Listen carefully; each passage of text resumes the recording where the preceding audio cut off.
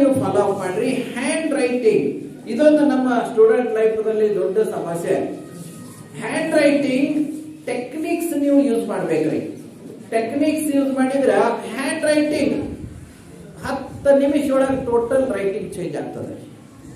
ನೀವು 10 ವರ್ಷ ಬರ್ಕೋತ್ ಕೂತ್ರು ಆಗೋದಿಲ್ಲ, ಬಟ್ 10 ನಿಮಿಷ ಸಾಕ್ರಿ. ಅದನ್ನು 10 ಟೆಕ್ನಿಕ್ಸ್ ಅವ ನಾನು ನಿಮಗೆ ಬೇರೆ ಬೇರೆ ವಿಡಿಯೋದಲ್ಲಿ ಡೀಟೇಲ್ ಆಗಿ ಸಿಗ್ತಾವ. ನನ್ನ ಬುಕ್ಸ್ ದಲ್ಲಿ ಡೀಟೇಲ್ ಆಗಿ ನಿಮಗೆ ಅದು ಡಿಸೈನ್ ಮಾಡಿ ಕೊಟ್ಟಿದ್ದೇನೆ ಫ್ರೀ ಹ್ಯಾಂಡ್ ಡ್ರಾಯಿಂಗ್ ದಲ್ಲಿ. ಇವಾಗ ಜಸ್ಟ್ ನಾನು ನಿಮಗೆ 10 ಟೆಕ್ನಿಕ್ಸ್ ನಾನು ಕ್ರಿಯೇಟ್ ಮಾಡಿದ್ದೇನೆ. ಅದರಲ್ಲಿ ಒಂದು 2 ಹೇಳ್ಬಿಡ್ತೀನಿ ನಿಮಗೆ. ನೀವು ಇಲ್ಲಿ ಕುಂತಿರೆಲ್ಲ ಎದ್ದು ಹೋದಾಗ ನಿಮ್ಮ ರೈಟಿಂಗ್ ಟೋಟಲಿ ಚೇಂಜ್ ಆಗುತ್ತೆ. ನಿಮ್ದು ಅಷ್ಟೇ ಅಲ್ಲ, ನೀವು ಈ ಟೆಕ್ನಿಕ್ ಅನ್ನ ನಿಮ್ಮ ಊರದ ಎಲ್ಲಾ ಮಕ್ಕಳಿಗೆ ಹೇಳ್ರಿ, ನಿಮ್ಗೆ ಎಲ್ಲೆಲ್ಲ ನಿಮ್ಮ ರಿಲೇಟಿವ್ಸ್ ಫ್ರೆಂಡ್ಸ್ ಎಲ್ಲರಿಗೂ ಹೇಳ್ರಿ.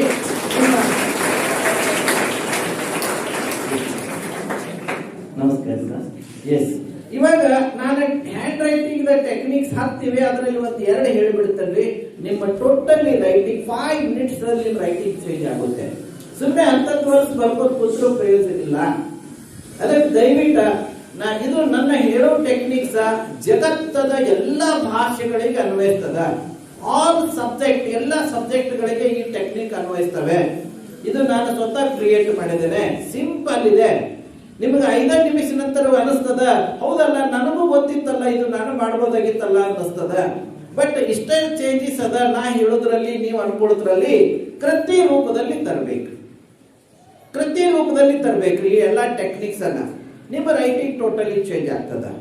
ಓಕೆ, ಇವಾಗ ನೋಡಿ 10 ಟೆಕ್ನಿಕ್ಸ್ ದಲ್ಲಿ ಮೊದಲನೇ ಟೆಕ್ನಿಕ್ಸ್ ನಂಬರ್ 1, ಪ್ರತಿ ಶಬ್ದದಲ್ಲಿ ಅಕ್ಷರಗಳು ಕೆಳಗೆ ಮೇಲೆ ಆಗಬಾರದು. ಹಾಗೆ ಒಂದು ಸಾಲಿನೊಳಗೆ ಶಬ್ದಗಳು ಕೆಳಗೆ ಮೇಲೆ ಆಗಬಾರದು. ಇಟ್ ಮೀನ್ಸ್ ಒಂದು ಸ್ಟ್ರಾಂಗ್ ಮೈಂಡ್ ಸೆಟಪ್ ಬೇಕು. ನಾನು ಏನೇ ಬರೆದ್ರು ಲೈನ್ ಮೇಲೆ ಇಟ್ಕೊಳ್ಳೇಬೇಕು ಮತ್ತು ಒಂದೇ ಲೈನ್ ದಲ್ಲಿ ಇಟ್ಕೊಳ್ಳೇಬೇಕು. ಇಷ್ಟೊಂದು ಸ್ಟ್ರಾಂಗ್ ಮೈಂಡ್ ಸೆಟಪ್ ಸಾಕ್ರಿ. ಟೋಟಲಿ ನಿಮ್ಮ ರೈಟಿಂಗ್ 50% ಚೇಂಜ್ ಆಗ್ತದೆ. ಆಗ್ಬೋದಾ? ಸಿಂಪಲ್ ಟೆಕ್ನಿಕ್ ರೀ, ಎಲ್ಲರಿಗೂ ಗೊತ್ತಿದ್ದದು. ಏನು ನಮ್ಮ ರೈಟಿಂಗ್ ಕೆಡತದ ಎಲ್ಲಿ?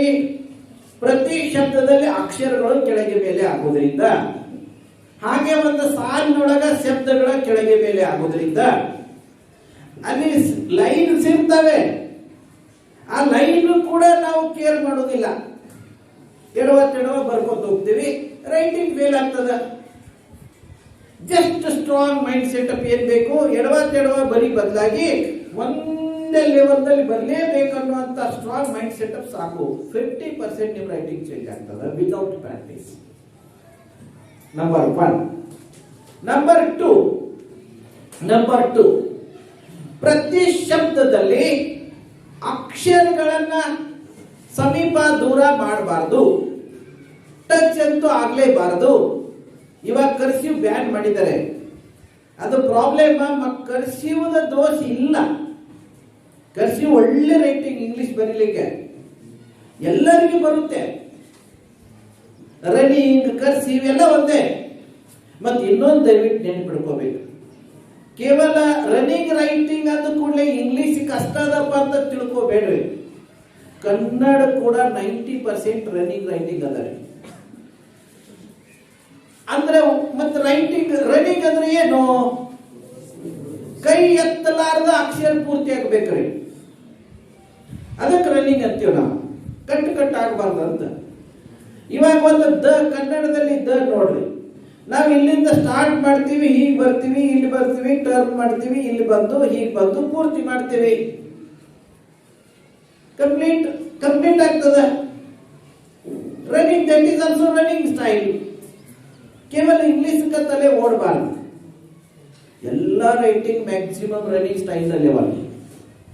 ಸೊ ಅದಕ್ಕೆ ಒಂದು ಶಬ್ದದಲ್ಲಿ ಎರಡನೇ ಟೆಕ್ನಿಕ್ ಏನು? ಪ್ರತಿ ಶಬ್ದದಲ್ಲಿ ಅಕ್ಷರಗಳ ಸಮೀಪ ದೂರ ಆಗಬಾರದು, ಟಚ್ ಆಗಲೇಬಾರದು, ಕ್ರಾಸ್ ಅಂತೂ ಸಾಧ್ಯನೇ ಇಲ್ಲ. ಅಂದಂಗ ಏನ್ ಮಾಡಬೇಕು? ಪ್ರತಿ ಶಬ್ದದಲ್ಲಿ ಪ್ರತಿ ಅಕ್ಷರನ್ನ ಸಮ ಅಂತರದಲ್ಲಿ ಇಟ್ಕೋಬೇಕು.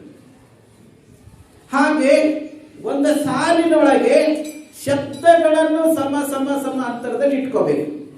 ಸೂಪರ್ ಕ್ಲಾಸ್ ಸ್ಕ್ರಿಪ್ಟ್ ಆಗ್ತದೆ. ಏನು ಬರ್ಕೋದು ಕೂಡ ಅವಶ್ಯಕತೆ ಇಲ್ರಿ. ಇದು ಎರಡು ಟೆಕ್ನಿಕ್ ಹೇಳಿದರೆ 10 ಇವೆ ನಾನು ಕ್ರಿಯೇಟ್ ಮಾಡಿದ್ದು. ಅದರೊಳಗೆ ಮೂರನೇದು ಒಂದು ಹೇಳಿಬಿಡ್ತೀನಿ ಲಾಸ್ಟ್. ಇವಾಗ ಮೂರನೇದು ಆಂಗಲ್. Angle most important. ಕೆಲವೊಂದು ಲಿಪಿಗಳಿಗೆ ಒಂದೊಂದು ಆಂಗಲ್ ಅವರಿ. ರೋಮನ್ ಲಿಪಿಗೆ ಒಂದು ಆಂಗಲ್ ಇದೆ, ಇಟಾಲಿಯನ್ ಲಿಪಿಗೆ ಒಂದು ಆಂಗಲ್ ಇದೆ, ಅಂದ್ರೆ ರನ್ನಿಂಗ್ ಸ್ಟೈಲ್. ಆಮೇಲೆ ದ್ರವಿಡಿಯನ್ ಲಿಪಿಗೆ ಒಂದು ಆಂಗಲ್ ಇದೆ. ದೇವನಾಗರಿ, ಸಂಸ್ಕೃತ, ಮರಾಠಿ, ಹಿಂದಿ ಎಲ್ಲಾ ಲಿಪಿಗಳಿಗೆ ಒಂದೊಂದು ಆಂಗಲ್ ಇದೆ. ಈಗ ನಮ್ಮ ಲಿಪಿದಿಂದ ಸ್ಟಾರ್ಟ್ ಮಾಡೋಣ. ದ್ರವಿಡಿಯನ್ ಲಿಪಿ, ನಮ್ಮ ದಕ್ಷಿಣ ಭಾರತದ ಭಾಷೆಗಳು ದ್ರವಿಡ ಲಿಪಿಯಲ್ಲಿ ಬರ್ತವೆ. ಇವು ಎಲ್ಲವೂ ಲಂಬವಾಗಿ ಇಟ್ಕೋಬೇಕ್ರಿ. ಕನ್ನಡದ ಯಾವುದೇ ಅಕ್ಷರ ಇರಲಿ ಅಥವಾ ಬೇರೆ ಬೇರೆ, ಇವಾಗ ನನಗೆ ತೆಲುಗು ತಮಿಳು ಅಷ್ಟೊಂದು ಗೊತ್ತಿಲ್ಲ, ಬಟ್ ನಾನು ಲಿಪಿ ಮೇಲೆ ಹೇಳ್ಬೋದು ನಿಮಗೆ.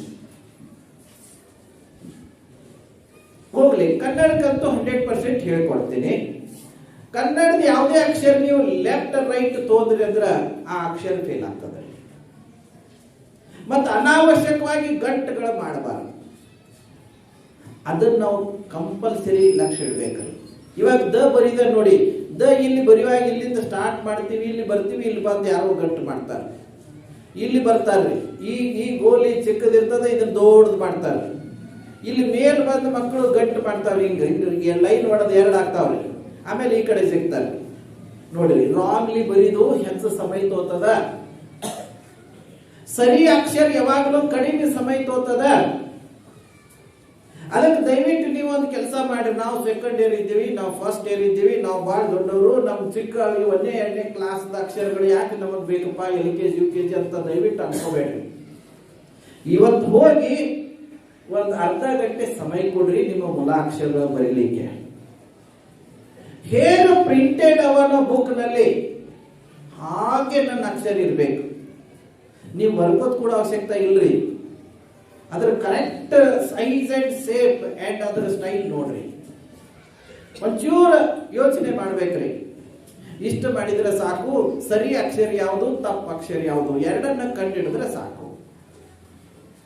ನೀವು ಬರ್ಕೋದ್ ಕೂಡ್ರಿ ಅಂತ ನಾ ಹೇಳಂಗಿಲ್ಲ. ಈಗ ಸರಿ ಅಕ್ಷರ ಯಾವ್ದಪ್ಪ ಅನ್ನೋದು ನೀವು ಎಲ್ಲರೂ ಹೇಳ್ತೀರಿ. ಸರಿ ಅಕ್ಷರನ ಬರೀರಿ. ಅತ್ಯಂತ ಕಡಿಮೆ ಸಮಯದಲ್ಲಿ ನಿಮ್ಮ ಪೇಪರ್ ಕವರ್ ಆಗ್ತದ, ಒಟ್ಟು ರೈಟಿಂಗ್ ಕವರ್ ಆಗ್ತದ. ಅದಕ್ಕೆ ಕನ್ನಡವನ್ನು ಲಂಬಾಗಿ ಇಟ್ಕೊಳ್ಳಿ. ಇಂಗ್ಲಿಷ್ 70-80 ಡಿಗ್ರಿ ಇನ್ಸೈಡ್ ಸ್ಲೋಪ್ ತೋರಿ. Hindi 80 degree plus minus slope ತೋರಿ. ಈ ನೀವು ಎಲ್ಲಕ್ಕೂ ಟೆಕ್ನಿಕ್ ಯಾವ್ದು ಯೂಸ್ ಮಾಡ್ಬೇಕು ಗೊತ್ತಾ?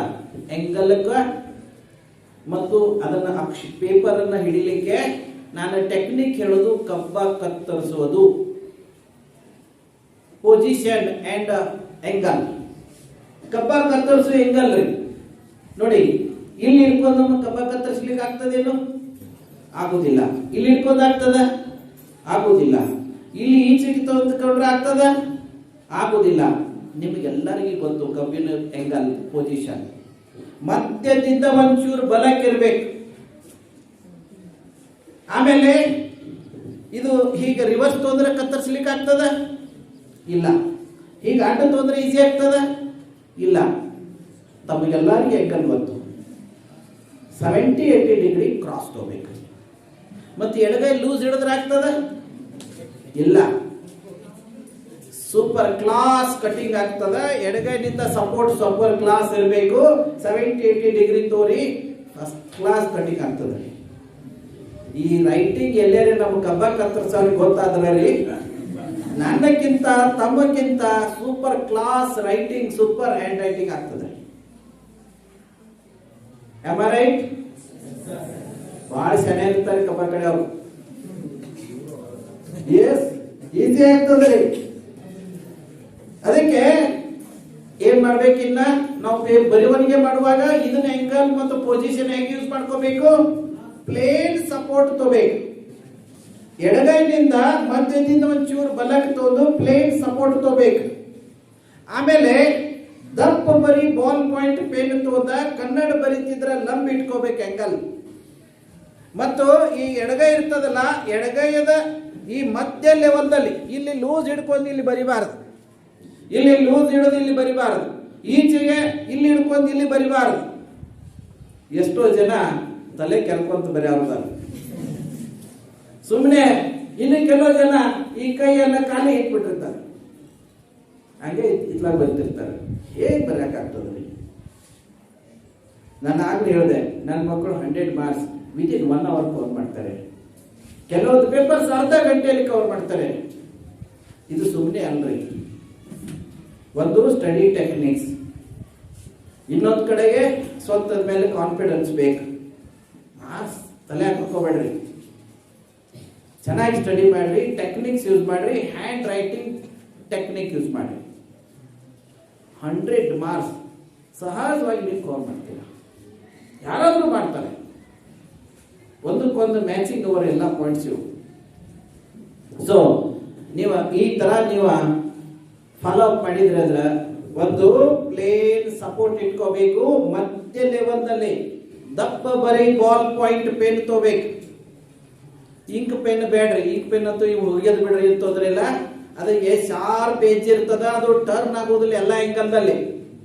ಮತ್ತು ತೆಳು ಬರೀ ಬಾಲ್ ಪಾಯಿಂಟ್ ಪೆನ್ ಭಾಳ ಅವರಿ ಮಾರ್ಕೆಟ್ದಾಗ, ಅವು ಇಂಕ್ ಅಲ್ಲೆಲ್ಲೇ ಕಟ್ ಆಗ್ತಾವ್ರಿ.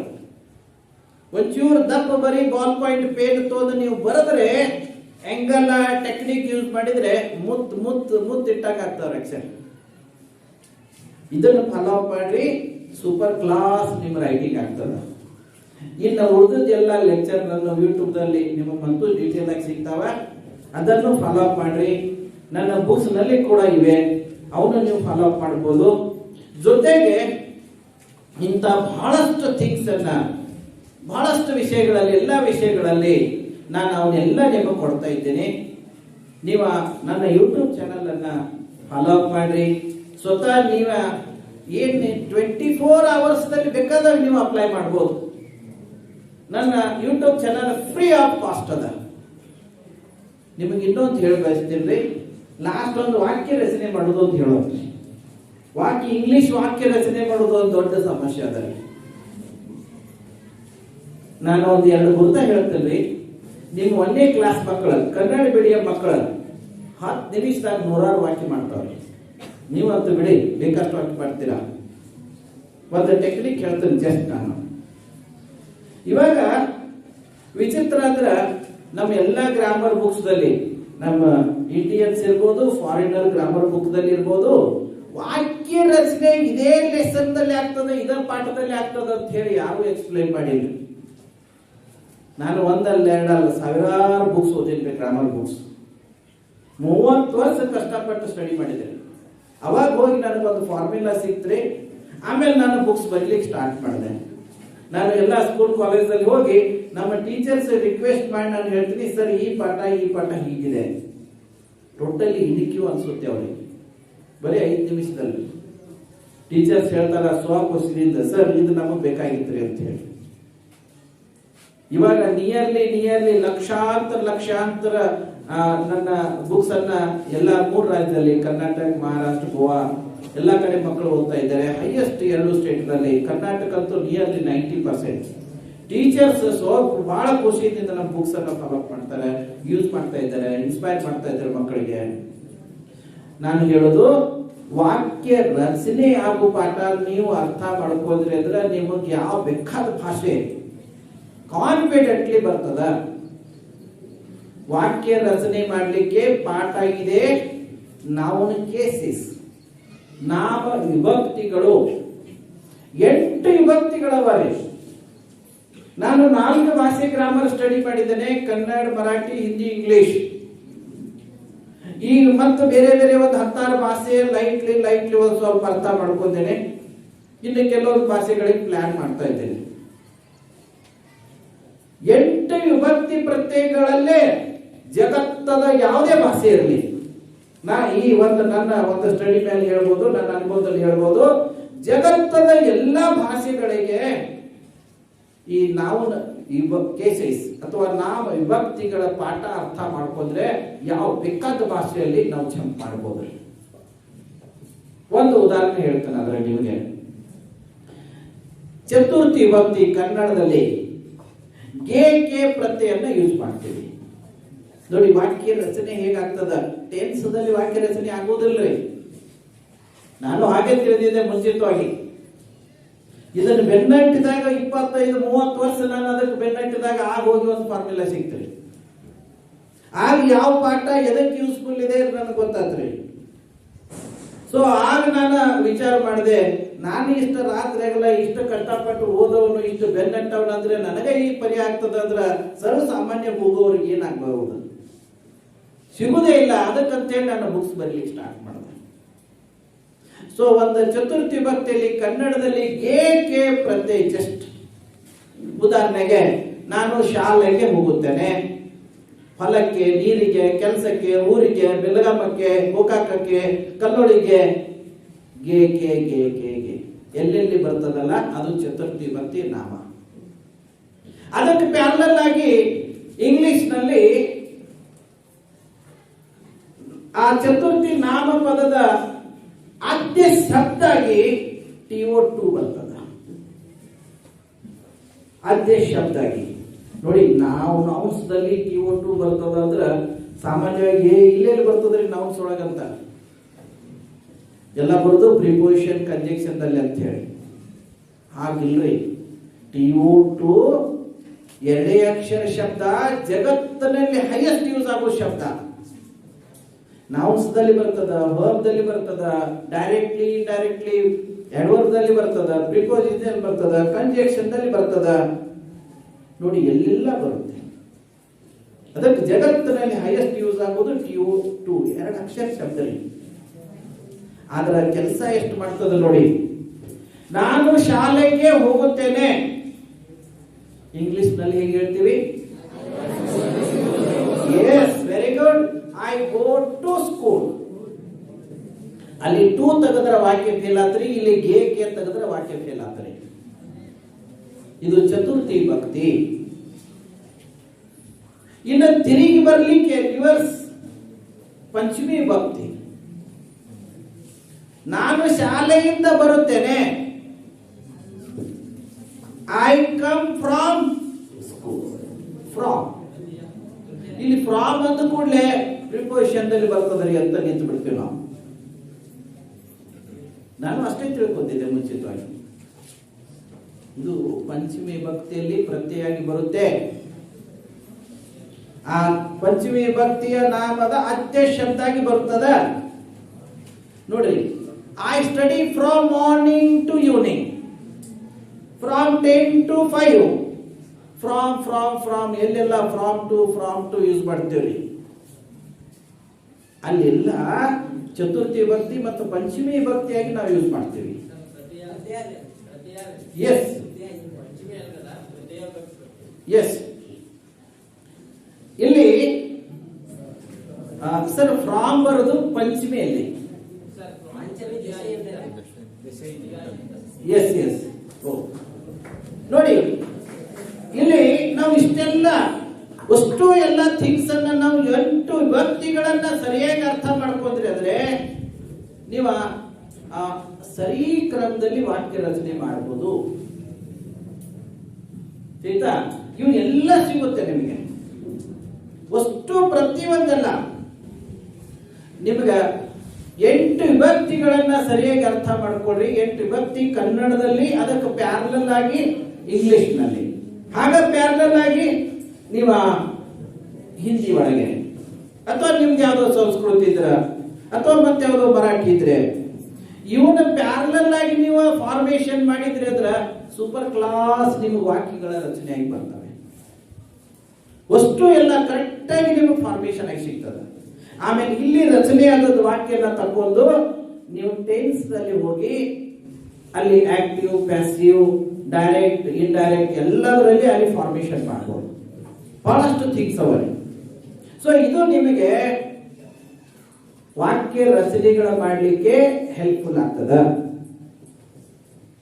ಓಕೆ, ಅಡ್ಡ ಇಲ್ಲ. ಇವಾಗ ಇಲ್ಲಿ ನಿಲ್ಲೋಣ.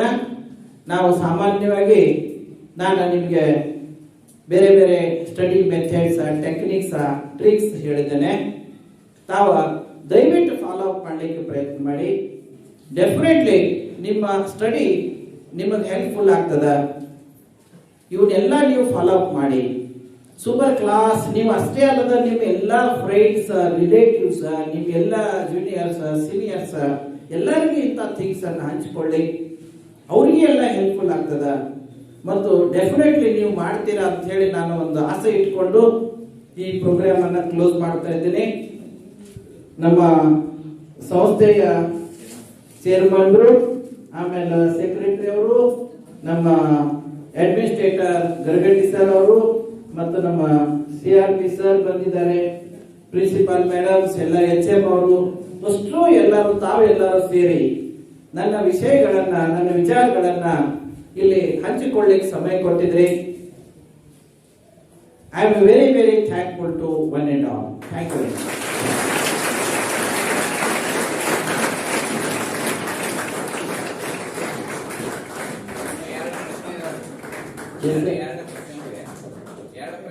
ಹಾ ಸರ್, ನಿಮಗೆ ಏನಾರ ಪ್ರಶ್ನೆ ಕೇಳಬೇಕಾಗಿದ್ರೆ ಕೇಳಬಹುದು. ಡೌಟ್ಸ್ ಒಂದನೇದು ನೀವು ಯಾರು ಈಗ ಕೇಳೋದಿಲ್ಲ. S come on. ಇನ್ನೊಂದೈದು ಪ್ರಶ್ನೆ ಇದೀಗ ಯಾರು ಕೇಳೋದಿಲ್ಲ ಪ್ರಶ್ನೆ ಕೇಳ್ರಿ. ಈಗ ನಿಮ್ಗೆ ಏನಾರ ಡೌಟ್ಸ್ ಇದ್ರೆ ಹೇಳಿ.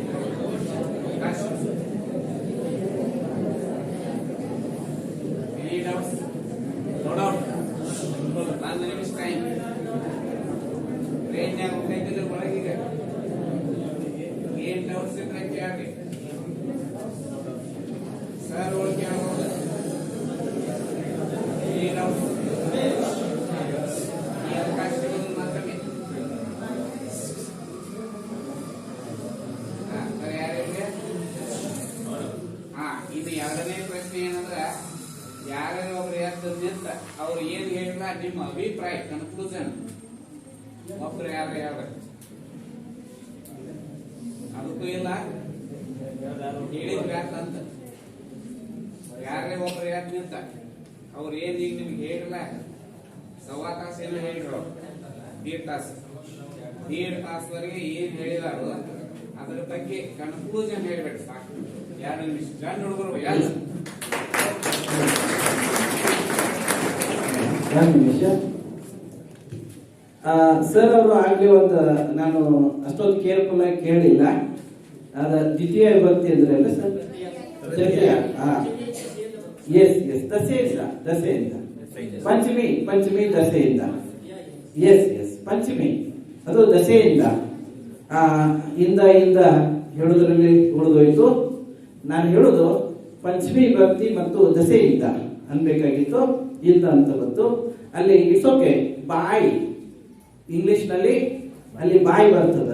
ಅಲ್ಲಿ ಬೇರೆ ಬೇರೆ ಚೇಂಜಸ್ ಆಗ್ತಾವ. ಅದು ಸಂದರ್ಭ ಪ್ರಕಾರ ಚೇಂಜಸ್ ಆಗ್ತದ. ಇದು ದಸೆಯಿಂದ ಪಂಚಮಿ. ಓಕೆ ಓಕೆ, ಅಡ್ಡೆ ಇಲ್ಲ. Is it clear? ಎಸ್. ನಾವು ಶಾಲೆಗೆ ಹೋಗುದು ಚತುರ್ಥಿ ಭಕ್ತಿ, ಶಾಲೆಯಿಂದ ಬರುದು ಪಂಚಮಿ. Okay, it's okay, clear. ಸರಿ, ಇವಾಗ ತಮ್ಮ ಅನಿಸಿಕೆಯನ್ನ ಆರಾಮಾಗಿ ಹೇಳಿ. No doubts. ಇವನು ಬಂದಿದ್ದಾನೆ, ತನ್ನ ಹೆಸರು ಹೇಳಿ ಮತ್ತು ಕ್ಲಾಸ್ ಹೇಳಿ, ಆಮೇಲೆ ಸೈಡ್ ಹೇಳಿ, ಆಮೇಲೆ ಸ್ಕೂಲ್ ಕಾಲೇಜ್ ಹೆಸರು. ಎಸ್. ನನ್ನ ಹೆಸರು ಕಿರಣ್ ಮಹೇಂದರ್ಮಟ್ಟಿ. ನಾನು ಓದುತ್ತಿರುವುದು 12ನೇ ತರಗತಿ ಕಲಾ ವಿಭಾಗದಲ್ಲಿ SPPU ಕಾಲೇಜ್ ಕಲ್ಲೋಳಿ. ಮೊದಲನೇದಾಗಿ ಎಲ್ಲ ಗುರುಗಳಿಗೆ ನನ್ನ ಹೃತ್ಪೂರ್ವಕವಾದ ವಂದನೆಗಳನ್ನು ಸಲ್ಲಿಸುತ್ತೇನೆ. ಪ್ರಮುಖವಾಗಿ ದುರ್ಗಿ ಸರ್ಗಳಿಗೆ ನನ್ನ ಪ್ರಮುಖ ಅಭಿನಂದನೆಗಳನ್ನು ಸಲ್ಲಿಸುತ್ತೇನೆ. ನಮ್ಮ ಕಾಲೇಜಿಗೆ ಬಂದು ನಮಗೆ ಉಪನ್ಯಾಸ ನೀಡಿದ್ದಕ್ಕೆ ಅವರಿಗೆ ಹೃತ್ಪೂರ್ವಕವಾದ ಧನ್ಯವಾದಗಳು. ಅವರು ನಮಗೆ ಇವತ್ತು ನಮ್ಮ ವ್ಯಕ್ತಿತ್ವವನ್ನು ಹೇಗೆ ವಿಕಸನ ಮಾಡಿಕೊಳ್ಳಬೇಕು ಮತ್ತು ನಮಗೆ ಅಭ್ಯಾಸದ ಅನೇಕ ಚಟುವಟಿಕೆಗಳನ್ನು ನಾವು ಹೇಗೆ ತೊಡಗಿಕೊಳ್ಳಬೇಕು ಮತ್ತು ಕ್ವಶನ್ ಅರೈಸಿಂಗ್ ಹೇಗೆ ಮಾಡಬೇಕಂತ ನಮಗೆ ಹೇಳಿಕೊಟ್ಟಿದ್ದಾರೆ. ಅದಕ್ಕಾಗಿ ಅವರಿಗೆ ಧನ್ಯವಾದಗಳು. ಮತ್ತೆ ಹ್ಯಾಂಡ್ ರೈಟಿಂಗ್ ಸ್ಕಿಲ್ಸ್ ಅನ್ನು ಅವರು ನಮಗೆ ಹೇಳಿಕೊಟ್ಟರು. ನಾವು ಸೆಕೆಂಡ್ ಇಯರ್ ಆಗಿರೋದ್ರಿಂದ ನಮಗೆ ಹ್ಯಾಂಡ್ ರೈಟಿಂಗ್ ಬಹಳ ಇಂಪಾರ್ಟೆಂಟ್ ಆಗಿರ್ತದೆ. ಆದ ಕಾರಣ ಅವರು ಹೇಳಿಕೊಟ್ಟಿದ್ದಕ್ಕೆ ನಮಗೆ ಧನ್ಯವಾದಗಳನ್ನು ಸಲ್ಲಿಸುತ್ತೇನೆ.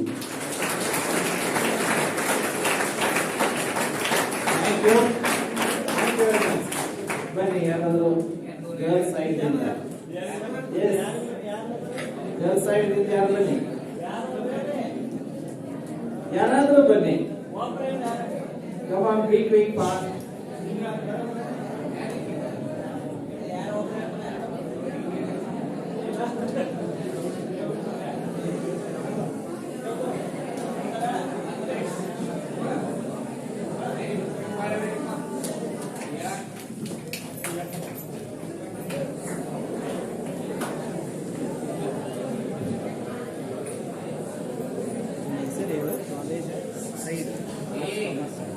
ನನ್ನ ಹೆಸರು ಮುದ್ದವಂಗಲಪ್ಪ ಬಬ್ಲಿ. ಸೆಕೆಂಡ್ ಶ್ರೀ ಬಸವೇಶ್ವರ ಪದವಿ ಪೂರ್ವ ಕಾಲೇಜ್ ಕಲ್ಲೋಳಿ ಆರ್ಟ್ಸ್ ವಿಭಾಗ.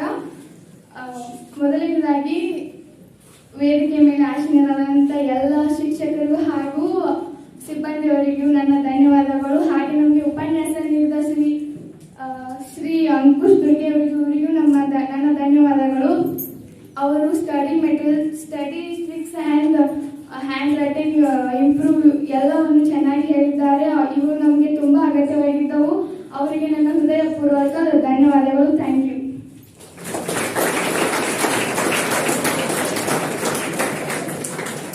Okay, thank you very much. ಇದು ಮತ್ತೆ ಯಾರಾದ್ರೂ ಟೀಚರ್ಸ್ ಏನಾದ್ರೂ ಕೇಳಬೇಕಾಗಿದ್ರೆ ಅಥವಾ ನಮ್ಮ ಯಾರಾದ್ರೂ ಹಿರಿಯರ ಏನಾದ್ರೂ ಕೇಳಬೇಕಾಗಿದ್ರೆ, ಯಾರಾದ್ರೂ ಟೀಚರ್ಸ್ ಅಥವಾ ಹಿರಿಯರು ಏನಾದ್ರೂ ಕೇಳಬೇಕಾಗಿದ್ರೆ ಕೇಳಬಹುದು. ಯಾವ್ದಾದ್ರು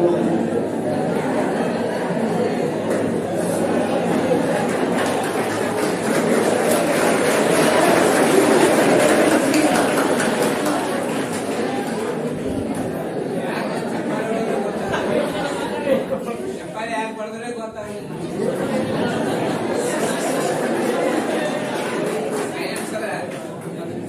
ಓಕೆ ನಿಮ್ಮ ಗುರುತು ಬಗ್ಗೆ ಯಾಕೆ? ಎಸ್ ಎಸ್ ಅದೇ ಅಲ್ಲ, ನಿಮ್ಮ ಅನಿಸಿಕೆ ಯಾರಾದ್ರೂ ಹೇಳೋದಿದ್ರೆ ಹೇಳಿ ಸರ್, ಆಮೇಲೆ ಇದನ್ನು ಕ್ಲೋಸ್ ಮಾಡೋಣ. ಆಮೇಲೆ ಸರ್ ನೀವು ಯಾಕೆ English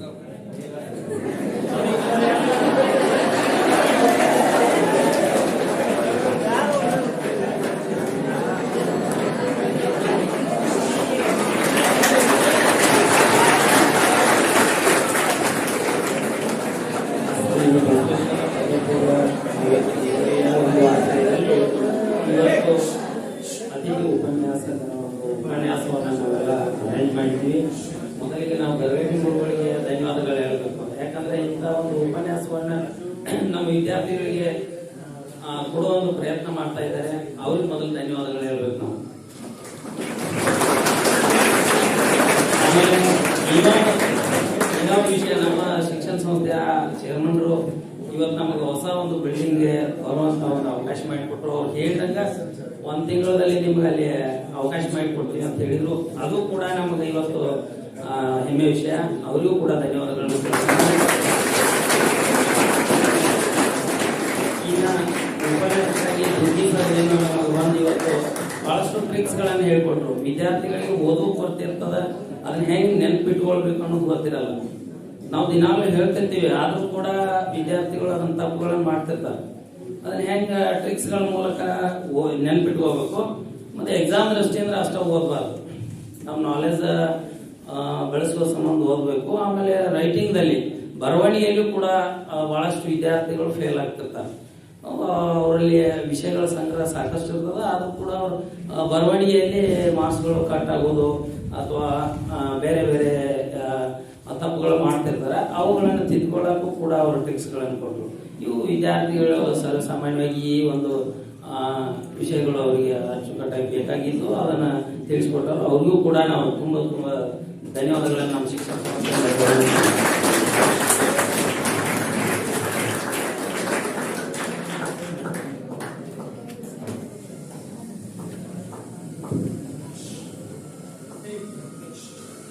Good afternoon, everyone. Dignitaries on the stage and my dear students. We are very lucky to have such a great personality.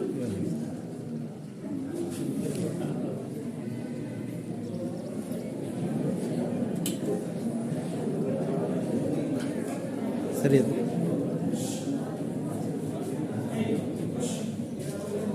Okay. Good afternoon, everyone. We are very lucky to have such a great personality in our institution. I think he is a very resource person, and I have been studying in Belgaum, but I have never come across any person studying up to so deep level and explaining about concept in a story form. Even I had studied some techniques how to study in college, but we are really very lucky to have such a great personality that he has published books and helping students all over the.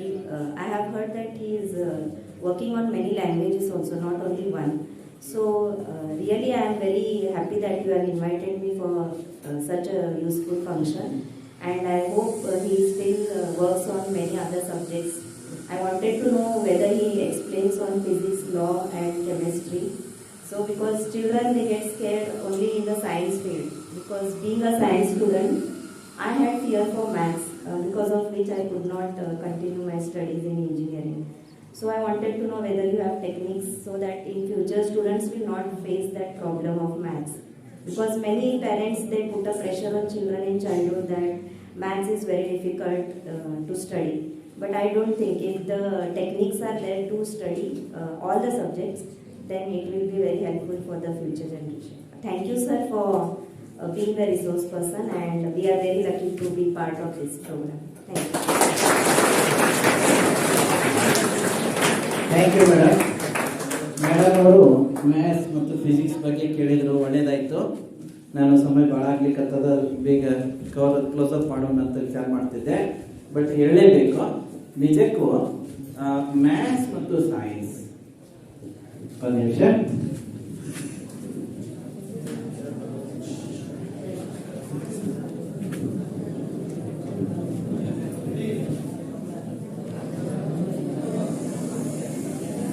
Okay okay ನೋಡಿ, maths ಮತ್ತು science ಬಗ್ಗೆ ಅಥವಾ over all subjects ಬಗ್ಗೆ ಒಂಚೂರು ಹೇಳೋದಾದ್ರೆ, ಇಲ್ಲಿ ನಾನು ಒಂದೆರಡು ಮಾತು ಹೇಳ ಬಯಸ್ತೀನಿ. ನಿಮ್ಗೆ ಹೆಚ್ಚು ಸಮಯ ತಗೊಳ್ಳೋದಿಲ್ಲ, ಮ್ಯಾಕ್ಸಿಮಮ್ 5 minutes. ನೋಡಿ, ಯಾವುದೇ ಸಬ್ಜೆಕ್ಟ್ ಇರಲಿ, ಮ್ಯಾಥ್ಸ್ ಇರ್ಬೋದು, ಸೈನ್ಸ್ ಇರ್ಬೋದು, ಮತ್ತೆ ಯಾವುದೇ ಸಬ್ಜೆಕ್ಟ್ ಇರ್ಬೋದು, ಎಲ್ಲನೂ ಬಹಳ ಸಿಂಪಲ್ ಇವೆ, ಬಹಳ ಯೂಸ್ಫುಲ್ ಇವೆ. ಪ್ರತಿಯೊಂದು ನಮಗೆ ಇಂಟ್ರೆಸ್ಟಿಂಗ್ ಮ್ಯಾಟರ್ ಇದೆ. ಇದರಲ್ಲಿ ಇವಾಗ ವಿಶೇಷವಾಗಿ ಮ್ಯಾಥ್ಸ್ ಎಲ್ಲರಿಗೆ ಟಫ್ ಹೋಗ್ತದೆ. ಇಟ್ಸ್ ಓಕೆ, ಇದೊಂದು ಕಾಮನ್ ಒಂದು ಸಮಸ್ಯೆ ಅದ. ಇಟ್ಸ್ ಓಕೆ, ಅದಕ್ಕೆ ಟಫ್ ಯಾಕೆ ಹೋಗ್ತದ ಅದಕ್ಕೆ ನಾನು ಹೇಳ್ತೀನಿ.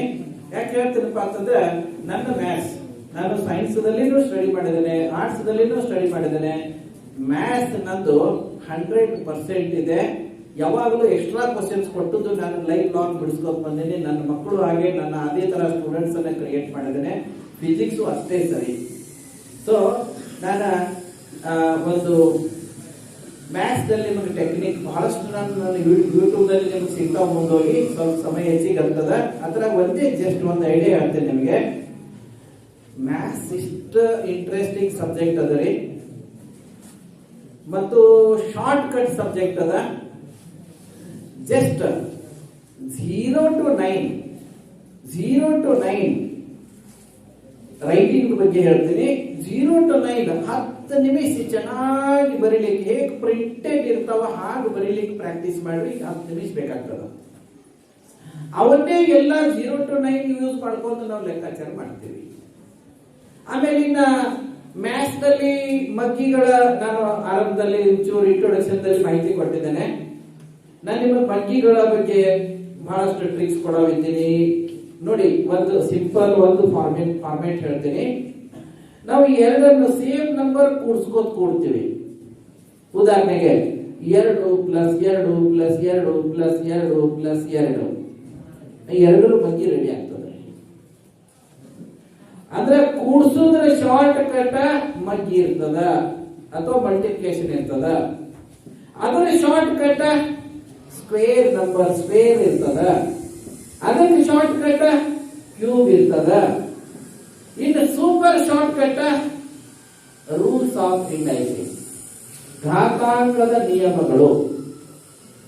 ಘಾತಾಂಕದ ನಿಯಮಗಳನ್ನ ನೀವು ಅರ್ಥ ಮಾಡ್ಕೊಂಡ್ರಿ ಅಂದ್ರೆ maths super class, super fast ಆಗ್ತದ, ಸೂಪರ್ ಕಟ್ ಆಗ್ತದೆ, ಶಾರ್ಟ್ ಕಟ್ ಆಗ್ತದ. ಇನ್ನು ಅದನ್ನು ಯಾವ ತರ ಅಪ್ಲೈ ಮಾಡಬೇಕು, ಯಾವ ತರ ಬಿಡಿಸ್ಬೇಕು ಅನ್ನೋದು ಉದಾಹರಣೆಗಳು ಮತ್ತು ನಿಮಗೆ ಬಹಳ ಡೀಟೇಲ್ ಆಗಿ ನನ್ನ ಮನೆಯಲ್ಲಿ ಇವಾಗ ಸ್ಮಾರ್ಟ್ ಬೋರ್ಡ್ ಅಳವಡಿಸಲಿಕ್ಕೆ ಸ್ಟಾರ್ಟ್ ಮಾಡ್ತಾ ಇದ್ದೇನೆ. ಬಹಳ ಶಾರ್ಟ್ಲಿ ನಾನು ಅಳವಡಿಸ್ತೀನಿ ಸ್ಮಾರ್ಟ್ ಬೋರ್ಡ್ ಅನ್ನ. ಅಂದ್ರೆ ಇವಾಗ ಲೆಕ್ಕ ಬಿಡಿಸ್ಬೇಕಾದ್ರೆ ಬೋರ್ಡ್ ಮೇಲೆ ಸಮಯ ಬೇಕಾಗ್ತದೆ, ಬಿಡಿಸಿ ಹೇಳ್ಬೇಕಾದ್ರೆ ಬರೀಲಿಕ್ಕೆ ಸಮಯ ಹೆಚ್ಚು ಹೋಗ್ತದ್ರಿ, ಎಕ್ಸ್ಪ್ಲೇನ್ ಮಾಡ್ಲಿಕ್ಕೆ ಬಹಳ ಸಮಯ ಹೋಗುದಿಲ್ಲ. ಅದಕ್ಕೆ ನಾನು ಆಲ್ರೆಡಿ ನನ್ನ ಹತ್ರ ಇವಾಗ ನಾನು ಪ್ಲಾನ್ ಇದೆ, ಸ್ಮಾರ್ಟ್ ಬೋರ್ಡ್ ಅಳವಡಿಸಿ ನಾನು ಅವನು ಬಹಳ ಈಸಿಯಾಗಿ ಕಡಿಮೆ ಸಮಯದಲ್ಲಿ ಮ್ಯಾಕ್ಸಿಮಮ್ ಪಾಯಿಂಟ್ಸ್ ಅನ್ನ ಎಕ್ಸ್ಪ್ಲೇನ್ ಮಾಡಿದ್ದೀನಿ, ಅಲ್ಲಿ ನಿಮಗೆ ಸಿಗ್ತಾವ. ಅದೇ ರೀತಿ ನಿಮಗೆ ಫಿಸಿಕ್ಸ್ ಇರ್ಬೋದು, ಕೆಮಿಸ್ಟ್ರಿ ಇರ್ಬೋದು. ಸೊ ಅವನು ಎಲ್ಲದರಲ್ಲಿ ಬಹಳ ಚೆನ್ನಾಗಿ ಈ ತರ ಟೆಕ್ನಿಕ್ಸ್ ಅವ. ನಾನು ಇಷ್ಟ ತಮಗೆಲ್ಲರಿಗೂ ರಿಕ್ವೆಸ್ಟ್ ಮಾಡ್ತೀನಿ, ನಾನು ಅದಕ್ಕೆ ನಿಮಗೆ ಡೆಫಿನೆಟ್ಲಿ ಒಂದು ಎಲ್ಲದರಲ್ಲಿ ನಿಮಗೆ ವಿಡಿಯೋಸ್ ಮಾಡಿಕೊಡ್ತೀನಿ. ಇದು ಅವಶ್ಯಕತೆ ಇದೆ. ಬಹಳಷ್ಟು ಥಿಂಗ್ಸ್ ಅದರ ಸ್ಟಡಿದಲ್ಲಿ ಬಹಳಷ್ಟು ಇಂಟ್ರೆಸ್ಟಿಂಗ್ ಮ್ಯಾಟರ್ ಇದೆ, ನಾವು ಸ್ಟಡಿ ಮಾಡಬೇಕಾಗಿದೆ ಆಲ್ ಸಬ್ಜೆಕ್ಟ್ ಅಲ್ಲಿ. ನಿಮಗ ಹಳ್ಳಿ ಹುಡುಗರಿಗಂತೂ ಬಹಳ ಈಸಿ ಆಗ್ತದ್ರಿ. ನಾನು ಒಂದು ಕ್ವಿಜ್ ಕಾಂಪಿಟೇಷನ್ ಕರ್ನಾಟಕ ವಿಜ್ಞಾನ ಪರಿಷತ್ದಿಂದ ಸೆಕೆಂಡ್ ಇಯರ್ ದಲ್ಲಿ ಇದ್ದಾಗ ನಾನು ಒಂದು ಕ್ವಿಜ್ ಕಾಂಪಿಟೇಷನ್ ಅಲ್ಲಿ ನನಗೆ ಒಂದು ಕ್ವಶನ್ ಬಂದಿತ್ರಿ, ನಮಗೆ ಟಾಪ್ ರ್ಯಾಂಕ್ ಅದರಲ್ಲಿ ಸಿಕ್ತು. ಅದರಲ್ಲಿ ಕ್ವಶನ್ ಇತ್ರಿ, ಹಳ್ಳಿ ಕ್ವಶನ್ಸ್ ಇದ್ದು ರೀ. ಹಳ್ಳಿ ಮಕ್ಕಳಿಗೆ ಎಷ್ಟು ಈಸಿ ಆಗ್ತದ. ದಯವಿಟ್ಟು ಆರ್ಟ್ಸ್, ಕಾಮರ್ಸ್, ಸೈನ್ಸ್ ಹೆಚ್ಚು ಕಡಿಮೆ ಅಂತ ಯಾರು ತಿಳ್ಕೊಬೇಡ್ರಿ. ನಮ್ಮ ಲೈಫಿಂಗ್ ಪ್ರಕಾರ ನಾವು ಸಬ್ಜೆಕ್ಟ್ ಸ್ಟಡಿ ಮಾಡ್ಬೇಕಷ್ಟೇ, ಯಾವ್ದು ಹೆಚ್ಚು ಕಡಿಮೆ ಇರುವುದಿಲ್ರಿ. ನಾನು ಒಂದು ಕ್ವಶನ್ ಹೇಳ್ತೇನೆ ನಿಮಗೆ. ಕ್ವಿಜ್ ಕಾಂಪಿಟೇಷನ್ ಕರ್ನಾಟಕ ವಿಜ್ಞಾನ ಪರಿಷತ್ ಒಂದು ಕ್ವಶನ್ ಬಂದಿದ್ರಿ. ನನ್ನ ನೆಕ್ಸ್ಟ್ ಬೆಂಚಿಗೆ ಬಂದಿತ್ತು. ನಾನು ಕ್ವಶನ್ ಅರ್ಧ ಬರ್ತಾ ಇದ್ದ ಕೈ ಎತ್ತಿದ್ದೆ. ನನಗೆ ಗೊತ್ತಿತ್ತು ಇದು ರೌಂಡ್ ಹೊಡೆದ್ ನನಗೆ ಬರ್ತದ ಅಂತ ಹೇಳಿ. ಮೋಸ್ಟ್ಲಿ ಹಳ್ಳಿ ಹುಡುಗರು ಒಳಗೆ ನಾನು ಒಬ್ಬರು ಮೋಸ್ಟ್ಲಿ ಇದ್ದೆ ಆ ಕಾಂಪಿಟೇಷನ್ ಅಲ್ಲಿ. ಕ್ವಶನ್ ಇತ್ರಿ, ದನಗಳಿಗಿನ್ನ ಮನುಷ್ಯ ತಿನ್ನುವುದು ತಪ್ಪು. ಈ ವಾಕ್ಯ ಸರಿ ಇದೆ, ಸರಿಯೋ ತಪ್ಪು? ಎಸ್, ನೋಡೋಣ, ರೀಸನ್ಸ್ ನೋಡೋಣ. ಎಸ್, ರಿಪೀಟ್ ಮಾಡ್ತೀನಿ, ರೀಸನ್ ನೋಡೋಣ. ಅಲ್ಲೊಂದು ಸೈಂಟಿಫಿಕ್ ರೀಸನ್ ಇದೆ. ಆರ್ಟ್ಸ್ ಕಾಮರ್ಸ್ ಅಂತ ಹೇಳಿ ತಲೆ ಹಾಕೋಬೇಡ್ರಿ. ಸಿಂಪಲ್ ಥಿಂಗ್ಸ್ ಅವ ಇವೆಲ್ಲ, ನಮ್ಮ ಎವ್ರಿಡೇ ಲೈಫ್ ಥಿಂಗ್ಸ್ ಇವೆ. ಅವನ್ನ ನಾವು 3 ತರಗ ಹಾಕಿವಿ. ದನಗಳಿಗಿನ್ನ ಮನುಷ್ಯ ತಿನ್ನೋದು ತಪ್ಪು. ಈ ವಾಕ್ಯ ಸರಿ ಇದೆ, ಸರಿಯೋ ತಪ್ಪು? ಓಕೆ ಓಕೆ, ಸರಿಯೋ ತಪ್ಪು ನೋಡೋಣ. ನಾನು ರೀಸನ್, ಸೈಂಟಿಫಿಕ್ ರೀಸನ್ ಹೇಳ್ತೀನಿ, ಆಮೇಲೆ ನೀವೇ ಅದನ್ನು ಡಿಸೈಡ್ ಮಾಡ್ತೀರಾ. ಇಲ್ಲಿ ಏನು ವಿಶೇಷ ಏನಿಲ್ಲ ನೋಡಿ, ಅದಕ್ಕೊಂದು ಸೈಂಟಿಫಿಕ್ ರೀಸನ್ ಇದೆ. ಯಾವುದೇ ಪ್ರಶ್ನೆ ಮುಂದೆ ಬಂತಂದ್ರೆ ಎಲ್ಲ ಪ್ರಶ್ನೆ, ಆರ್ಟ್ಸ್ ಇರ್ಬೋದು, ಕಾಮರ್ಸ್ ಇರ್ಬೋದು, ಸೈನ್ಸ್ ಇರ್ಬೋದು, ಅದಕ್ಕೊಂದು ಹಿಂದೆ ಸೈಂಟಿಫಿಕ್ ರೀಸನ್ ಇರ್ತದ. ಏನದ? ದನಗಳ ಗಿನ್ನ ಅದು ಆಂಟಿಬಯೋಟಿಕ್ ಇರ್ತದೆ. ಅದು ಆ ಪ್ರಾಣಿ ತನ್ನ ಕರುಗಾಗಿ ಚೆನ್ನಾಗಿ ಬೆಳಿಲಿಕ್ಕೆ ಮಾಡಿರ್ತದ. ಪಾಪ ಆ ಪ್ರಾಣಿಗಳಿಗೆ, ಆ ಗಿಡಗಳಿಗೆ ಗೊತ್ತಿಲ್ಲ ಈ 2 ಕಾಲಿನ ಮನುಷ್ಯ ನಮ್ಮನ್ನೆಲ್ಲ ಹೊಡೆದಿರ್ತಾನ ಅಂತ ಹೇಳಿ. ಮನುಷ್ಯನೇ ಎಲ್ಲ ಅತಿಕ್ರಮಣ ಮಾಡೋದ್ರಿ ಹೈಯೆಸ್ಟ್ ಜಗತ್ನಲ್ಲಿ. ಬೇರೆ ಯಾವ ಜೀವಿನೂ ಅತಿಕ್ರಮಣ ಮಾಡೋದಲ್ರಿ. ಈಗ ನಿಮಗೆ ಯಾಕ್ರೆ ಗೊತ್ತಿದ್ರೆ ನನಗೆ ಗೊತ್ತಿಲ್ಲರಿ. ನಾನು ಅರ್ಥ ಮಾಡ್ಕೊಂಡಿದ್ದೆ ಇಷ್ಟು, ಎಲ್ಲದರಲ್ಲಿ ಮನುಷ್ಯ ಅತಿಕ್ರಮಣ ಮಾಡ್ತಾನೆ. ಪಾಪ ಅದು ಆಂಟಿಬಯೋಟಿಕ್ ಇರ್ತದ. ಅದಕ್ಕೆ ತನ್ನ ಕರುವಿಗಾಗಿ ಮಾಡಿರ್ತದ. ತಿಂಗಳಾನುಗಟ್ಲೆ ಗಿನ್ ಇರ್ತದ. ಆದ್ರ ನಮ್ಮಲ್ಲಿ ಎಲ್ಲ ನೋಡ್ಬೇಕ್ರಿ, ಆ ಎಮ್ಮೆ ಆಕಳ ಏನಿದಷ್ಟ ನಾವು ದಾರಿ ನೋಡ್ತೀವಿ. ಇನ್ನ ಯಾವಾಗ ಸಿಗ್ತದ, ಇನ್ನ ಯಾವಾಗ ಸಿಗ್ತದಂತ. ಈ ನಮ್ಮ ಹಳ್ಳಿಗಾಡ ಜನರ ಜೊತೆಗೆ ಇವಾಗ ಸಿಟಿ ಒಳಗೂ ಕೂಡ ದೊಡ್ಡ ಫ್ಯಾಡ್ ಬೆಳತದ್ರಿ. ನಾವು ಹಳ್ಳಿಯಿಂದ ಹೋಗಿ ಹೋದ್ರ ಸಿಟಿಯಾಗ ನಮ್ಮ ಅಕ್ಕಪಕ್ಕದವ್ರು ಕೇಳ್ತಾರೆ, ಏನಾದ್ರು ನಿಮ್ಮ ಜನಗಳಿಗೆ ಏನಾಗೈತ್ರಿ, ಏನ ತಂದಿರಿ ಅಂತ ಕೇಳ್ತಾರೆ. ಸೊ ಅಷ್ಟು ಒಂದು ಎಲ್ಲ ಕಡೆ ಬೆಳೆದ್ ಬಿಟ್ಟದ್ರಿ. ಆದ್ರೆ ದಯವಿಟ್ಟು ಒಂದು ಮಾತ್ರ ನಿಜ, ಆ ಕರುಗೆ ಇಷ್ಟದ ಗಿನ್ನ, ಇಷ್ಟು ಎಕ್ಸೆಸ್ ಗಿನ್ನ ಹಾಲು ಇರ್ತದಲ್ಲ, ಅಷ್ಟು ಎಲ್ಲ ಕುಡಿದ್ರ ಆ ಕರುಗೆ ಕೂಡ ಹೆಚ್ಚಿಗೆ ತೊಂದರೆ ಆಗ್ತದ. ಒಂದು ಲೆವೆಲ್ ನಲ್ಲಿ ಆ ಕರುಗೆ ಬಿಟ್ಟು ಉಳಿದಂತ ಕೋಲಿಕ್ಕೆ ಅಡ್ಡೆ ಇಲ್ಲ. ಇದು ಒಂದು ಬೇರೆ. ಬಟ್ ಶಾಸ್ತ್ರೀಯ ಕಾರಣ, ಸೈಂಟಿಫಿಕ್ ರೀಸನ್ ಏನದಪ್ಪ ಅಂತಂದ್ರೆ ಅಲ್ಲಿ ಹೋಗಿ ನಾವು ಆನ್ಸರ್ ಕೊಡ್ಬೇಕಾಗ್ತದ. ಆ ಪ್ರಾಣಿ ತನ್ನ ಕರುಗಾಗಿ ಮಾಡಿದಂತ ಆಂಟಿಬಯೋಟಿಕ್ ಇರ್ತದ. ಆಗ್ತದ, ಬೇಗ ಕರು ಬೆಳೆದು ಬರ್ಬೇಕಂತ ಹೇಳಿ. ಅದಕ್ಕೆ ಆ ದನಗಳಿಗಿನ್ನ ಮನುಷ್ಯ ತಿನ್ನೋದು ತಪ್ಪು. ಸರಿಯೋ ತಪ್ಪು? ದನಗಳಿಗಿನ್ನ ಮನುಷ್ಯ ತಿನ್ನೋದು ತಪ್ಪು. ಹೌದು ಹೌದು, ಮನುಷ್ಯ ತಿನ್ನೋದು ತಪ್ಪು. ಈ ವಾಕ್ಯ ಸರಿ ಇದೆ, ಸರಿ, ಈ ವಾಕ್ಯ ಸರಿ ಇದೆ. ಸರಿಯೋ ತಪ್ಪು? ಸರಿ ಸರಿ. ಓಕೆ, ಈ ತರ ನೀವು ಒಂಚೂರು ಸೈಂಟಿಫಿಕ್ ರೀಸನ್ಸ್ ಹಿಡ್ಕೊಂಡು ಹೋದ್ರಿ ಅಂದ್ರೆ ಬಹಳಷ್ಟು ಥಿಂಗ್ಸ್ ಸಿಗ್ತವೆ. ನನ್ನ ಮಕ್ಕಳಿಗೆ ಕೂಡ ಕ್ವಿಜ್ ಕಾಂಪಿಟೇಷನ್, ನಾ ಈಗ ಒಂದೊಂದು ಮಾರ್ಕ್ಸ್ ಹೇಳಿಲ್ಲ ಹಾಕೋ ಸ್ಟಡಿ ಮೆಥಡ್, ಆದ್ರಿಂದ ಎಲ್ಲವೂ ನೀವು ಎಲ್ಲದರಲ್ಲಿ ಪರ್ಫೆಕ್ಟ್ ಆಗ್ತೀರಿ, ಎಲ್ಲದರಲ್ಲಿ. ಇವಾಗ ನಿಮಗೆ ಇನ್ನೊಂದು ಮಾತು ಹೇಳ್ಬೇಕಾದ್ರೆ, ನಾನು ಒಂದು ಬುಲೆಟ್ ಹೊಡಿದ್ರಿಂದ ವರ್ಲ್ಡ್ ವಾರ್ ಫಸ್ಟ್ ಆಗ್ತದೆ. ಹಿಸ್ಟ್ರಿ ಒಳಗೆ ಹೋಗಿ ಹೇಳ್ಬೇಕಂದ್ರ ಎಷ್ಟು ಇಂಟ್ರೆಸ್ಟಿಂಗ್ ಅದ ನೋಡ್ರಿ. ಒಂದು ಬುಲೆಟ್ ಹೊಡಿದ್ರಿಂದ ವರ್ಲ್ಡ್ ವಾರ್ ಫಸ್ಟ್ ಆದ್ರಿ, ಒಂದು ಬುಲೆಟ್ ಹೊಡೆದೇ ಕಾರಣ ವರ್ಲ್ಡ್ ವಾರ್ ಸೆಕೆಂಡ್ ಆದ್ರಿ. ನಾ ಇದಕ್ಕ ನನ್ನ ಹತ್ರ ರೆಕಾರ್ಡ್ ಅದ, ವಿಡಿಯೋ ಅದ, ಚೆನ್ನಾಗದ ಸರ್. ಅವರಿಗೆ ನಮ್ಮ ಚೇರ್ಮನ್ರಿಗೆ, ಸೆಕ್ರೆಟರಿ ಅವ್ರಿಗೆ ಎಲ್ಲ ನಮ್ಮ ಹಿರಿಯರಿಗೆ ಕೊಡ್ತೀನಿ. ಇಲ್ಲೇ ಈಗ ಜಸ್ಟ್ ಈಗ ಈ ಪ್ರೋಗ್ರಾಮ್ ಮುಗಿದ್ರೊಳಗ ಕೊಡ್ತೇನೆ. ನಾನು ಹಿಸ್ಟ್ರಿ ಒಳಗೆ ಸ್ಟಡಿ ಮಾಡಿದಾಗ ಅದ ಇದರಲ್ಲಿ ಸಿಗ್ತದ. ನಾನು ಅದನ್ನೊಂದು ಕ್ಲಿಪ್ ಕೊಡ್ತೇನೆ ಅವರಿಗೆ. ವರ್ಲ್ಡ್ ವಾರ್ ಫಸ್ಟ್ 1914ರಿಂದ 1919ರವರೆಗೆ ಆದ್ರಿ. ವರ್ಲ್ಡ್ ವಾರ್ ಸ್ಟಾರ್ಟ್ ಆಗ್ಬೇಕಾದ್ರೆ ಏನಾದ್ರಿ, ಯುರೋಪಿಯನ್ ಮತ್ತು ರಷ್ಯನ್ ಬಾರ್ಡರ್ದಲ್ಲಿ ಒಬ್ಬ ರಾಜ್ಕುಮಾರ್ನನ್ನ ಒಬ್ರು ಗುಂಡಾಗಿ ಕೊಂದ್ರು. ಅವನಿಗೆ ಬುಲೆಟ್ ಹೊಡೆದ್ರೆ, ಒಂದು ಬುಲೆಟ್ ಟೆಸ್ಟ್. ಆ ರಾಜ್ಕುಮಾರ ತೀರ್ಕೊಂಡ್ರು. ಅಂದಮೇಲೆ ಆ ರಾಜರು ಈ ರಾಜರು ಒಬ್ರಿಗೊಬ್ರು ಸಪೋರ್ಟ್ ಮಾಡ್ತಾ ಮಾಡ್ತಾ ಮಾಡ್ತಾ ಮಾಡ್ತಾ ವರ್ಲ್ಡ್ ವಾರ್ ಫಸ್ಟ್ ಆದ್ರಿ. ಇನ್ನು ವರ್ಲ್ಡ್ ವಾರ್ ಮುಗೀತ್ರಿ, 5 ವರ್ಷ ನಂತರ ಮುಗಿಲಾಕ್ ಬಂತ್ರಿ. ಆ ಸೈಬೇರಿಯನ್ ಜಂಗಲ್ದಲ್ಲಿ, ಬರಪದ ನಾಡದಲ್ಲಿ, ಅಲ್ಲಿ ರಷ್ಯನ್ ಫೋರ್ಸ್ ಮತ್ತು ಜರ್ಮನ್ ಫೋರ್ಸ್ ಎದುರು ಬದುರು ಇದ್ದರು. ಅಲ್ಲಿ ಒಂದು 10 ಸೈನಿಕರ ಕೈ ಎತ್ತಿ ಮೇಲೆ ನಿಂತಿದ್ದರು. ರಷ್ಯನ್ ಸೈನಿಕರ ಮುಂದೆ ಇವ ದಡ ದಡ ದಡ ದಡ ಎಲ್ಲಾರು ಹೊಡೆದ್ರಿ. ಜಸ್ಟ್ ವಾರ್ ಕ್ಲೋಸ್ ಅಂತ ಡಿಕ್ಲೇರ್ ಆಗಿದ್ರಿ. ದಡ ದಡ ದಡ ಎಲ್ಲಾರು ಹೊಡೆದ್ರಿ. ಲಾಸ್ಟ್ ಒಬ್ಬ ಮನುಷ್ಯ ಇದ್ರಿ. ಇವು ರಷ್ಯನ್ ಸೈನಿಕರಿಗೆ ಏನ್ ಅನ್ನಿಸ್ತದ, ಈ ಲಾಸ್ಟ್ ಮ್ಯಾನ್ ಬಿಟ್ಟು ಬಿಡೋಣ ಹೋಗ್ಲಿ ಕಡೆ ಅಂತ ಹೇಳಿ ಬಿಟ್ಟು ಬಿಡ್ತಾರೆ. ಬಟ್ ಆ ಮನುಷ್ಯ ಯಾರಿದ್ರಿ? ಸೈನಿಕ ಇದ್ದಾವ, ಅಡಾಲ್ಫ್ ಹಿಟ್ಲರ್. ಅವನಿಂದ ನೆಕ್ಸ್ಟ್ ಸೆಕೆಂಡ್ ವರ್ಲ್ಡ್ ವಾರ್. ಇಲ್ಲಿ ನಾನು ಕೂಡ ಇತಿಹಾಸವನ್ನ ಸ್ಟಡಿ ಮಾಡೋದ್ರಾಗ ಇಂಟ್ರೆಸ್ಟಿಂಗ್ ಎಷ್ಟು ಇರ್ತದೆ ನೋಡಿ. ಇನ್ನು ಸರ್ವ ಸತ್ಯ ಅದನ್ನು ಇನ್ನೂ ಇದೊಂದು ರಿಸರ್ಚ್ ನಮ್ಮ ಆ ಎಲ್ಲ ಜನರದಿದೆ. ಬಟ್ ಇದು ನಿಜ ಅದೇ. ಇದಕ್ಕೆ ನಾನು ಪ್ರೂಫ್ ಸರ್ ಕೊಡ್ತೀನಿ, ಈಗಲೇ ಜಸ್ಟ್ ವಿಡಿಯೋಸ್ ಕೊಡ್ತೀನಿ ಸರ್. ಅವ್ರು ಇದನ್ನ ಸೇವ್ ಮಾಡಿ ಅಂತ ನಾನು ಬಯಸ್ತೀನಿ. ಯಾಕಂದ್ರೆ ಇತಿಹಾಸದ ಸ್ಟೂಡೆಂಟ್ಸ್ಗೆ ಅಷ್ಟೇ ಅಲ್ಲ, ಎಲ್ಲ ಸ್ಟೂಡೆಂಟ್ಸ್ಗೆ ಇದು ಬೇಕು. ನಾನು ಇನ್ನೊಂದು ಮಾತಿನಲ್ಲಿ ಹೇಳುದು, ಇತಿಹಾಸ ಯಾವನ್ನ ಸ್ಟಡಿ ಮಾಡ್ತಾನೋ ಅವನ ಜೀವನದಾಗ ಎಂದೂ ಮೋಸ ಹೋಗುವುದು ಬಹಳ ಕಡಿಮೆ, ಸೋಲುದು ಕಡಿಮೆ. ಅದಕ್ಕೆ ನಾನು ಆರ್ಟ್ಸ್ ಓದ್ತೀನಪ್ಪ, ನಾನೇನ್ ಬಿಡಿ ಸಿಂಪಲ್, ಕಾಮರ್ಸ್ನವರು ಮಧ್ಯಮ, ಸೈನ್ಸ್ನವರು ಶ್ರೇಷ್ಠ ಅಂತ ದಯವಿಟ್ಟು ಡಿವಿಷನ್ ಮಾಡ್ಕೋಬೇಡಿ. ಎಲ್ಲರೂ ನಮಗೆ ಬೇಕು, ಎಲ್ಲರೂ ಶ್ರೇಷ್ಠ ಇದ್ದಾರೆ. ಓಕೆ, ಅಡ್ಡ ಇಲ್ಲ.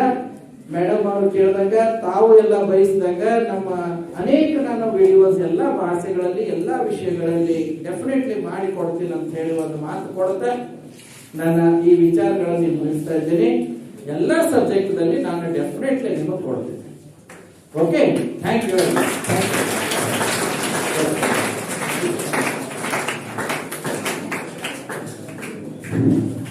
ಕೊನೆಗೆ ನನ್ನ ಅಭಿಪ್ರಾಯ ಅಲ್ಲ, ಯಾಕಂದ್ರೆ ತಂದು ಬಿಟ್ಟವ್ರು ನಾವಲ್ಲ.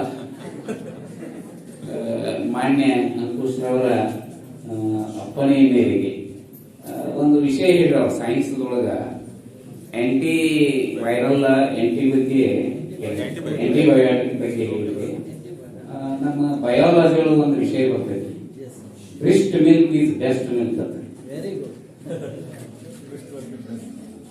ಎದೆ ಹಾಲು ಒಳ್ಳೆ ಹಾಲು, ತಾಯಿ ಎದೆ ಹಾಲು ಒಳ್ಳೆ ಹಾಲು. ನೀವು ಹಾಲಿನ ಡಬ್ಬದೊಳಗಿಂದ ಹಾಲು ಕುಡಿದಿದ್ದೀರಿ ಬಹಳಷ್ಟು ಜನ, ಪೌಡರ್ ಹಾಲು. ಅದ್ರ ಮ್ಯಾಗ ಬರ್ತಾರ ಅವ್ರು, ಅದ್ರ ಮ್ಯಾಗ ಬರ್ತಾರ breast milk is best milk ಅಂತ. ಆಂಟಿ ವೈರಲ್ ಸರ್ ಹೇಳೋದ್ನೇ ನೆನಪಾಗಿತ್ತು ನನಗೆ. ಇರ್ಲಿ, ಎಷ್ಟೋ ಬಹುಶಃ ಜ್ಞಾನವನ್ನು ತಗೊಂಡಿದ್ದೀರಿ ನೀವೆಲ್ಲರೂ ವಿದ್ಯಾರ್ಥಿಗಳು, ಹೌದಲ್ಲ? ಎಷ್ಟು ಸಿಕ್ಕಕ್ಕೆ ಗೊತ್ತಿಲ್ಲ. ನನಗೆ ಸಾಧ್ಯದ ಮಟ್ಟಿಗೆ ಮಾನ್ಯ ಚೇರ್ಮನ್ ನಾವು ರಿಕ್ವೆಸ್ಟ್ ಮಾಡ್ಕೊಂಡಾಗ ಸರ್ ಅವಕಾಶ ಮಾಡ್ಕೊಂಡ ಬಂದರು. ಇನ್ನೂ ಹಲವಾರು ಮೇಧಾವಿಗಳು ತಂದು ಬಿಡೋದನ್ನ ಬಿಡ್ನೋ ಬೇಡ. ನೀವು ಬರೀ ಗೋಣ ಹಾಕೋದ್ಕೊಂಡಂಗಿಲ್ಲ, ರಿಯಾಕ್ಷನ್ ಇರ್ಬೇಕು. ರಿಯಾಕ್ಷನ್ ಇತ್ತಂದ್ರ ನಮಗ ಸ್ಯಾಟಿಸ್ಫ್ಯಾಕ್ಷನ್ ಆಗ್ತೈತಿ.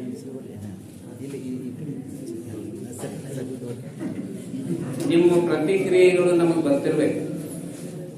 ಈ ಸಂಸ್ಥೆಯ ಉದ್ದೇಶ ಏನಂದ್ರ ಈ ಹಿಂದೆ ಏನಾಗೈತೆ ನಮ್ಗೆ ಬೇಡ, ಇನ್ನು ಮುಂದೆ ಏನಾಗೈತೆ ಅಂತ ಫ್ಯೂಚರ್ದಾಗ ನಾವು ಹೇಳ್ತಾ ಇದ್ದೀವಿ. ಬಹಳ ಬದಲಾವಣೆ ಕಾಣ್ತಾವ. ಆ ಬದಲಾವಣೆಗೆ ನೀವು ಸ್ಪಂದಿಸ್ಬೇಕಾಗ್ತೈತಿ, ಹೌದಲ್ಲ? ನಾವು ಪ್ಲಾನ್ ತಯಾರು ಮಾಡಿದ್ವು, ಚೇರ್ಮನ್ ನಾವು ಕೂತ ನಮ್ಮ ಸ್ಟಾಫ್ ಅವರು ಅದಕ್ಕೆ ಒಪ್ಪಿಗೆ ಕೊಟ್ಟಿದ್ದಾರೆ. ಅದಕ್ಕೆ ವಿದ್ಯಾರ್ಥಿಗಳು ನೆನಪಿಟ್ಕೊಳ್ಳಿ, ನಮ್ಮ ಫೋಕಸ್ ಎಲ್ಲ ಮೊದಲು PUC ಐತಿ, ಎಜುಕೇಶನ್. ಅದಕ್ಕೆ ದಯವಿಟ್ಟು ಸ್ಪಂದಿಸಬೇಕು. ಈ ವಿಷಯ ಬಹಳ ಮಾತಾಡೋದಿಲ್ಲ, ಬಹಳ ಫೈಟ್ ಅನಿಸ್ತೈತಿ ಎಲ್ಲರಿಗೂ. ಮುಖ್ಯವಾಗಿ ಚೇರ್ಮನ್ ಬಹುಶಃ ಅರ್ಧಾಕ ಬಂದ್ರು, ಅವರು ಮೊದಲಿನ ಟೆಕ್ನಿಕ್ಗಳು ಗೊತ್ತಾಗಲಿಲ್ಲ ಅಂದ್ರೆ ಅವ್ರಿಗೆ ಬಹುಶಃ ಕಲ್ತಾರ ಅವರೆಲ್ಲ ಇಂಗ್ಲಿಷ್ ಮೀಡಿಯಂದಾಗ. ಮಾನ್ಯ ಕಾರ್ಯದರ್ಶಿಗಳು ಅವರು ಬಂದಿದ್ದಾರೆ. ಅವ್ರು ಇರುವವರೆಗೂ ಸಂಸ್ಥೆಯ ಮತ್ತು ಸಿಬ್ಬಂದಿಯ ಪರವಾಗಿ ತಮ್ಮೆಲ್ಲ ಪರವಾಗಿ ಧನ್ಯವಾದ ನೀಡೋದು. ಜೊತೆಗೆ ಮುಖ್ಯವಾಗಿ ಉಪನ್ಯಾಸ ನೀಡಿರ್ತಕ್ಕಂಥ ಸಂಪನ್ಮೂಲ ವ್ಯಕ್ತಿ, ಗ್ರೇಟ್ ಅವರು. ಪುಸ್ತಕ ಬರ್ತಾರೆ, ನಿನ್ನೆ ಹೇಳಿದನ್ನ ನೀವು ಮಾರಾಟಕ್ಕೆ ಹೇಳಿ ತಂದಾರ ಅವರು. ಉಪಾಸರು ಬರೀ ನೋಡಿಕೆಗೆ ನಮಗೊಂದು ಪುಸ್ತಕ ಬರೋಕೆ ರೊಕ್ಕ ಪಟ್ಟವಾದ್ರು. ವಿದ್ಯಾರ್ಥಿಗಳಿಗೆ ಅಂತವ್ರು ಸಿಗುದಿಲ್ಲ. ಯೂಟ್ಯೂಬ್ದಾಗ ನೋಡ್ರಿ, ಬ್ಯಾಡ್ ಅನ್ನೋದಿಲ್ಲ. ಒಮ್ಮೆ ಚಾರ್ಜ್ ಹೋಗಿಬಿಡ್ತೈತಿ, ನೆಟ್ಟಲ್ಲಿ ಹೋಗಿಬಿಡ್ತೈತಿ. ಪುಸ್ತಕದಾಗ ಎಲ್ಲ ಸಿಗ್ತಾವ ನಮ್ಗೆ. ಅವ್ರ ಪುಸ್ತಕದಾಗ ಯಾವಾಗಲೂ ಸ್ವಾಮಿ ವಿವೇಕಾನಂದ ಹೇಳ್ತಾರೆ, ಮನೆಯಲ್ಲಿ ಒಂದು ಪುಸ್ತಕ ಇರ್ತಾರೆ, ಓದಾಗ ಶರೀರದೊಳಗೆ ಆತ್ಮ ಇದ್ದ ಅಂತ ಹೇಳಿ. ಅದಕ್ಕೆ ಪುಸ್ತಕಗಳನ್ನ ತಂದಿದಾರ. ಯಾರಿಗೆ ಇಷ್ಟ ಇಟ್ಕೊಳ್ರಿ. ಈ ದಿಶೆಯೊಳಗೆ ಎಲ್ಲ ಸಿಬ್ಬಂದಿಯವರಿಗೆ ತಮಗೂ ಮತ್ತೊಮ್ಮೆ ಧನ್ಯವಾದ ಹೇಳಿ ಈ ಕಾರ್ಯಕ್ರಮ ಮುಕ್ತಾಯಗೊಳಿಸ್ತು. ಸಾಲ ಮೊದಲು ಹೆಣ್ಣು ಬರ್ಬೋದ್ರಿ. ಬಂದ